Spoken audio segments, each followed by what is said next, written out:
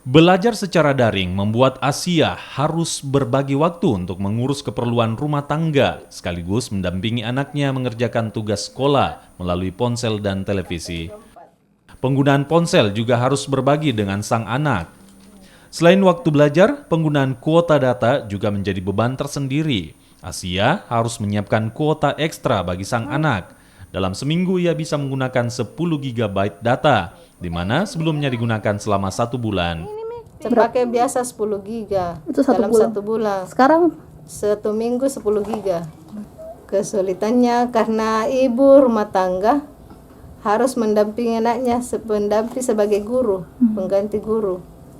Perubahan pembelajaran selama pandemi corona memiliki kekurangan dan kelebihan tersendiri dibanding belajar langsung di sekolah.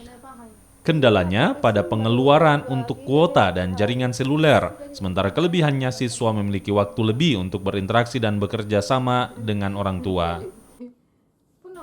Nila Rustam, Kompas TV Makassar.